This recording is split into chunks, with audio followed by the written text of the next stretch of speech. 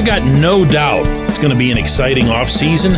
It's going to be an electric offseason in some ways, particularly when it comes to outside player acquisition. But the best type of improvement any team can make, any sport, any league, is internal. That's here too. Good morning to you. Good Thursday morning. I'm Dejan Kovacevic of DK Pittsburgh Sports. This is Daily Shot of Steelers. It comes your way bright and early every weekday. If your interests lie in hockey and or baseball, I also happen to cover our city's other two teams, the Penguins and Pirates, and hope you'll check out those daily shots as well. The easy thing to do in analyzing any NFL season from one to the next is to presume a leap, and I do mean a leap, in performance from a rookie year to the second year. Mike Tomlin has a thing about that. Specifically, he's had it for years. He will vocally challenge and or admonish his younger guys that the fun part's over. You've now got to take the field with elevated expectations. We're not waiting on you anymore. We're not allowing for any sort of college conditioning things to be overcome. You are expected to arrive into the fold in what he refers to as NFL shape, with an NFL mindset and an understanding that your assimilation period is over. That's his emphasis, not mine. I happen to agree with it.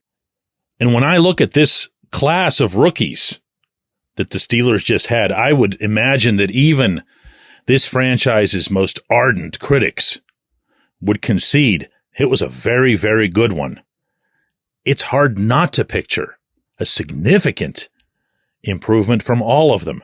You think Broderick Jones is going to be a better football player in year 2 than year 1? I sure do. And that might go double if he gets what I think is his wish and gets moved back to his natural position at left tackle. Joey Porter Jr. took strides that I don't know that any of us outside of the Porter household itself would have expected. He was left in island coverage on elite wide receivers, more than once having asked Tomlin during the week, please put me on that guy, put me on DeAndre Hopkins, and then came through, even in some of the most challenging matchups. DK Metcalf out in Seattle. You want to talk about performing late into a season. He took some lumps there. Joey Jr. did. But when the game came down to that one play in the end zone, the Seahawks looked like they had a touchdown with Metcalf. That was JPJ with his hand on that final football. What about Keanu Benton? Tomlin talks about this kid as if he's on the cusp of stardom, which is not a very Tomlin-like thing to do.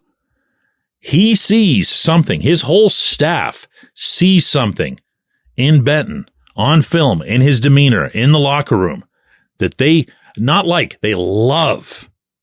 I could see a big improvement there. How many are we up to now? That's 3. Let's not forget Nick Herbig, just because he was taken later in the draft and just because he wasn't on the field all that much with the regular defense. All he did was, something epic.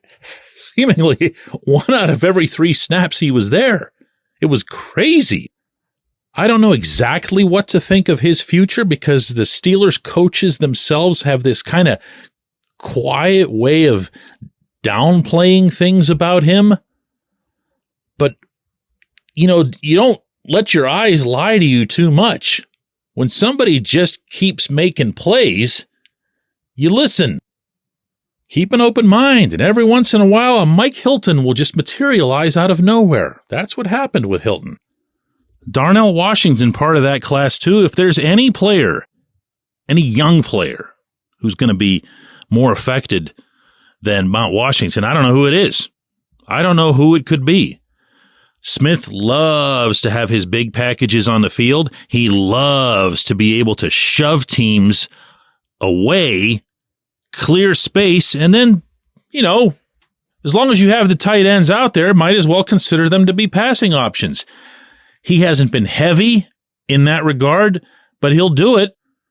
What if Washington takes his pass receiving game to a new level? A lot of what he's lacking as a football player in general is just that. It's a lot of technique stuff. It's stuff that looks like it's teachable, fixable.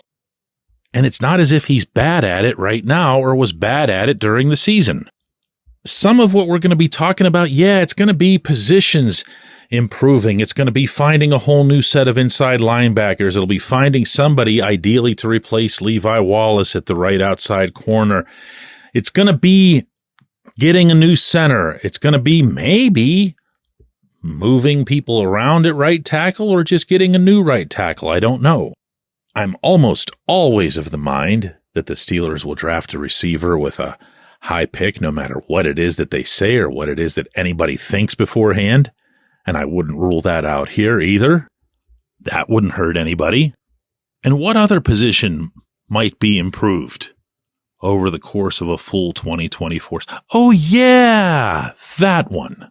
That position might also be improved without anything happening from the outside.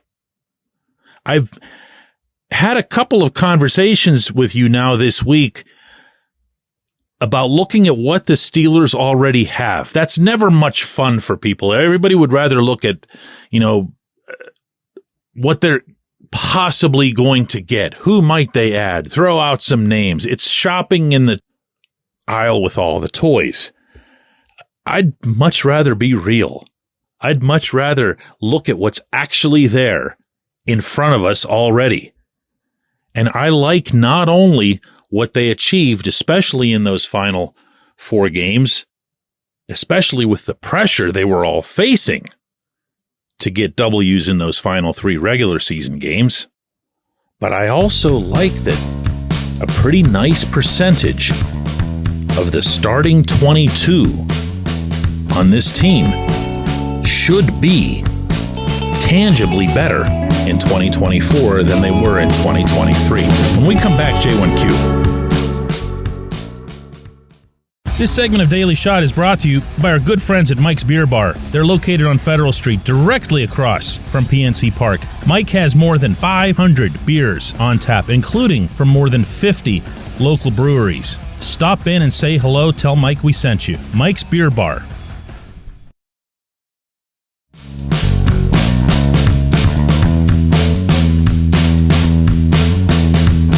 Today's J1Q comes from Drew, who says, DK, what are your thoughts on Justin Fields as it relates to trading for him? My issue with it is that if you make that trade, you have to start him, as we would have to pick up his 5th-year option, right? I don't know. I would love to see him in a Pittsburgh uniform, but I also want to see Mason Rudolph re-signed and starting. This quarterback thing is going to be interesting to see how it all plays out. It really will, Drew. We will agree on that much. What we won't agree on is throwing Fields into the mix in any capacity. This segment of this particular program that I do usually runs about 5 or 6 minutes. I could have it last 5 or 6 seconds and end this one by just saying this. Fields has played 40 NFL games over 3 years, and all of those, of course, in Chicago. In those 40 games, he has thrown 30 interceptions and he has fumbled 38 times. Once more, 40 games, 30 interceptions, 38 fumbles. Can I just sign off here? Do I really have to elaborate?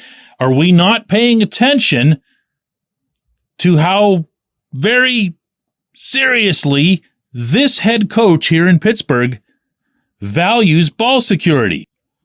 This is the head coach who, not all that long ago, basically went to his first-round pick, Kenny Pickett, and said, I don't care what you do. Just don't throw any interceptions. Throw it into the 12th row of seats, but don't throw any interceptions.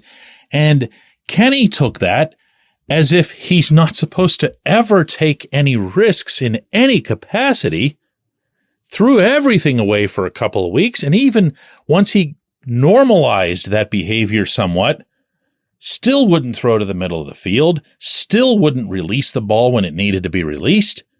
You can blame some of that on Mike Tomlin if you want. You can blame some of it on Matt Canada. You can blame some of it on the wide receivers getting dispirited and running crappy routes. But it happened. And my point here is that it happened because the head coach can't stand quarterbacks who turn the ball over. Yeah, he put Mitch Trubisky out there. I was there too. And he put up with 3 games of it. And then when he did pull the plug on Trubisky, he did so in an unapologetic and really, I thought, unfiltered manner. He had no use for saying anything good about Mitch from that point on. You don't go from that to, oh, let's get Chicago's quarterback because he gives the ball away twice a game. Let's do that. And even if you did, I'll play along here. Even if you did, even if the Steelers said, you know what, we're going to bring in Fields in the same way that we brought in the late Dwayne Haskins.